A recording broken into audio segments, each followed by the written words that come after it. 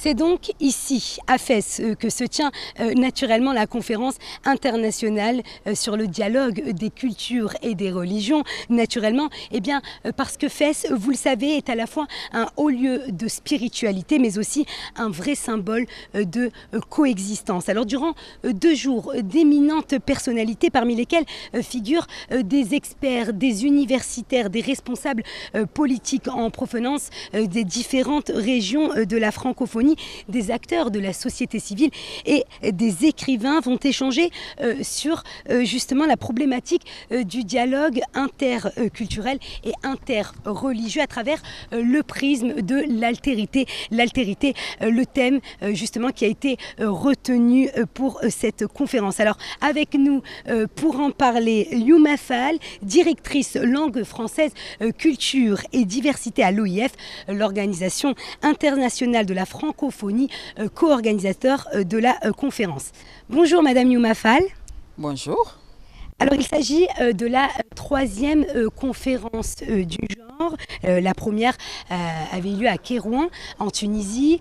Fès a accueilli les 2 suivantes. Alors dans un discours adressé aux participants hier lors de l'ouverture, le roi Mohamed VI a justement mis en avant le caractère séculaire de Fès, un terre de dialogue, symbole de tolérance et de coexistence.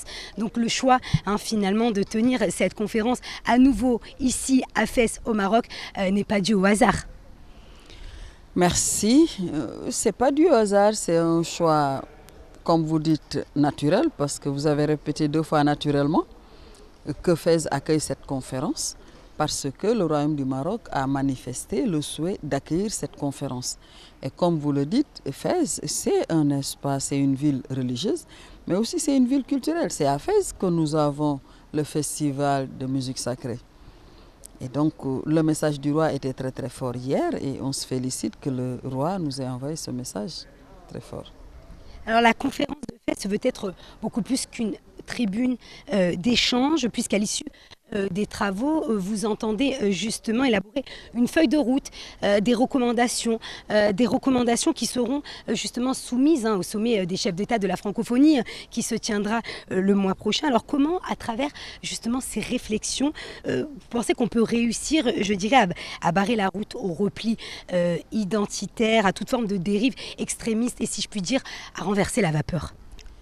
Vous avez évoqué le thème de la conférence, l'altérité en question, la connaissance de l'autre, qui commence par la connaissance de soi-même. D'abord, l'altérité qui appelle des notions, des concepts comme l'identité, comme le dialogue, comme le partage, comme la diversité. Alors, nous avons regroupé des sommités dans différents domaines.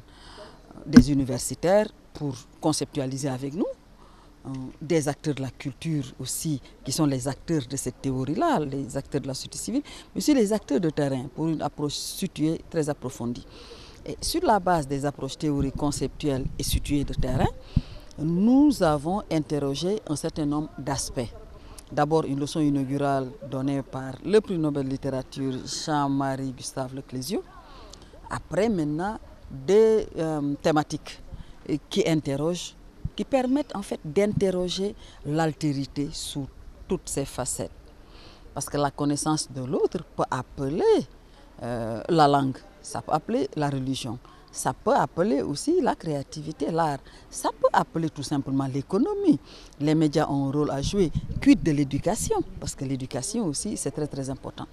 Donc, l'altérité, conférence sous le prisme de l'altérité sous ses différentes acceptations, et on va aboutir sur chaque secteur avec des recommandations, du concret. Parmi ces recommandations-là, il y aura quand même une réflexion sur comment pérenniser et perpétuer cette conférence sur le dialogue des cultures et des religions. La première a eu lieu à Kérouan, la deuxième à Fès, la troisième aussi. L'espace francophone, c'est un espace avec 84 États membres et gouvernements. Donc c'est une conférence qui se doit de regrouper les peuples et les cultures et les religions. Donc ça doit les regrouper sur tous les territoires. Donc la réflexion va aller dans ce sens-là. Comment institutionnaliser une conférence sur le dialogue des cultures et des religions? Quelles sont les recommandations en termes concrets tout de suite d'actions selon une temporalité brève, des actions à réaliser par l'USESCO, l'OIF et les autres partenaires et les États, mais aussi action seront une temporalité longue en termes de politique et de stratégie. Et c'est ça qui fait que les résultats de FAISE vont être portés à la table des chefs d'État pour justement travailler ces actions-là en termes de stratégie longue et politique. Alors parlez-nous à présent de l'engagement justement de la francophonie dans la promotion de cette diversité, du dialogue, surtout lorsque l'on sait que l'un des pères fondateurs de la francophonie, Léopold Sédar Senghor, parlait justement de s'enrichir de nos différences pour converger vers l'universel. Vous venez de le dire, le père fondateur de la francophonie disait s'enrichir de nos différences pour converger vers l'universel. Moi, je vous dirais que à la francophonie, la diversité n'est pas un slogan, c'est une nécessité. C'est une nécessité, mais c'est aussi une force. C'est parce que nous sommes plusieurs peuples, c'est parce que nous avons des cultures différentes, mais on partage une belle langue que nous parlons avec nos différents accents, que nous parvenons à faire vivre là cette diversité qui est une nécessité.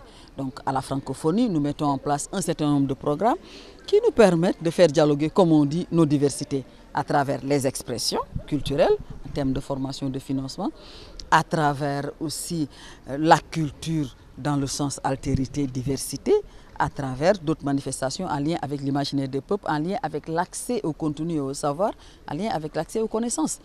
Et c'est dans cette dynamique-là d'imaginaire, d'identité et tout, que la francophonie a créé depuis 2 ans l'Observatoire des dynamiques culturelles. Et je suis heureuse d'entendre depuis hier des projets, oui, observateurs de dialogue, sauf que c'est déjà créé au sein de l'Organisation internationale de la francophonie, donc pour les 84 États membres.